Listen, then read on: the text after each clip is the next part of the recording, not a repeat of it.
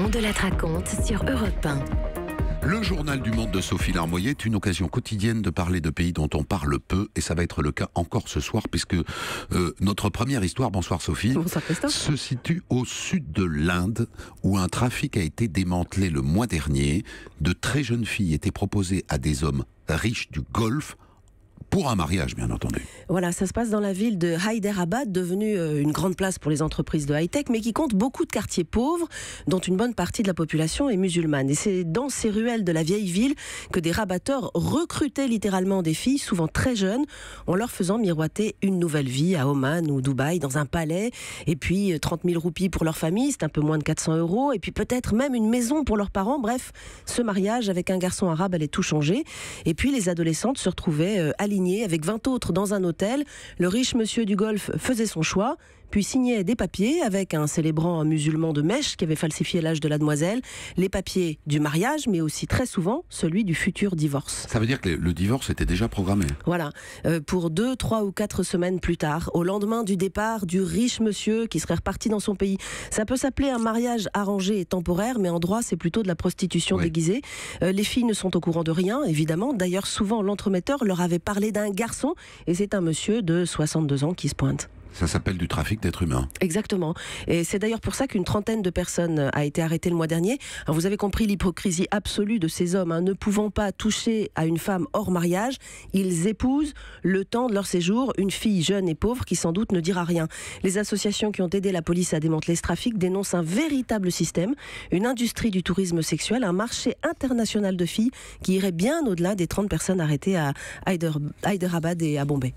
Merci Sophie Larmoyer. Deuxième sujet de ce journal du monde, ce qu'on appelle au Canada la rafle des années 60. C'est l'histoire de plusieurs milliers d'enfants inuits et amérindiens qui ont été enlevés à leur famille pour être placés en adoption. Voilà, le gouvernement canadien a décidé de s'excuser pour ces années volées auprès des autochtones, c'est comme ça qu'on les appelle. Il versera 510 millions € de dédommagement. On en parle avec Marie-Laure Josselin, qui est à Montréal. Bonsoir Marie-Laure, alors pourquoi a-t-on enlevé à leur famille ces enfants ? Bonsoir.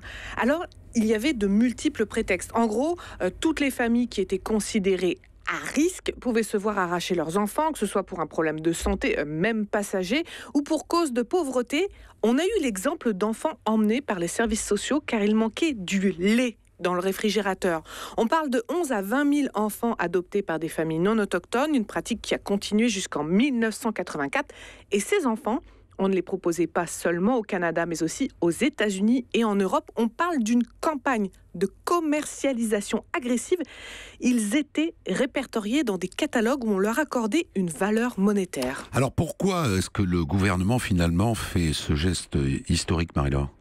À cause d'une action en justice collective qui a été entamée en 2010. Mais vous avez raison de dire geste historique, parce que c'est la première fois qu'un tribunal reconnaît à un individu l'importance de la perte de son héritage culturel, et tout s'est joué là-dessus. Les conséquences ont été énormes pour ces enfants. Outre les mauvais traitements pour certains, la discrimination raciale, les victimes reprochent au gouvernement canadien de leur avoir fait perdre leur culture, leur langue. Nombreux sont ceux qui ont sombré dans l'alcool et la drogue à cause de cette acculturation totale. Est-ce que les victimes sont satisfaites néanmoins de ce dédommagement ? L'accord à lui seul n'est pas suffisant pour clore ce dossier. Les torts causés sont trop grands, mais pour certains, c'est quand même un premier pas vers la guérison. Cependant, de nombreuses victimes de cette rafle trouvent que c'est pas cher payé. Un homme a calculé que cela revenait à lui verser 7 $ par journée perdue. L'épilogue donc d'une page noire des difficiles relations entre autochtones et descendants des immigrants coloniaux. Merci Marie-Laure Josselin. Depuis Montréal, on doit dire d'ailleurs pour la vérité que la France a pratiqué ce genre de choses aussi avec des enfants venus de la Réunion qui ont été placés à l'adoption, notamment dans le département de la Creuse, où il s'agissait d'aller repeupler nos campagnes. Deux informations en bref, Sophie Larmoyer. Info animalière pour détendre un peu l'atmosphère. Voilà, une universitaire italienne vient de gagner son procès. Figurez-vous qu'elle voulait voulait que les 2 jours de congé qu'elle avait dû poser pour s'occuper de son chien malade ne lui soient pas décomptés. Son argument massu, le code pénal italien dit que celui qui abandonne un animal à des souffrances graves est passible d'1 an de prison et d'une amende de 10 000 euros. Donc il n'était pas question de le laisser. Le juge lui a donné raison.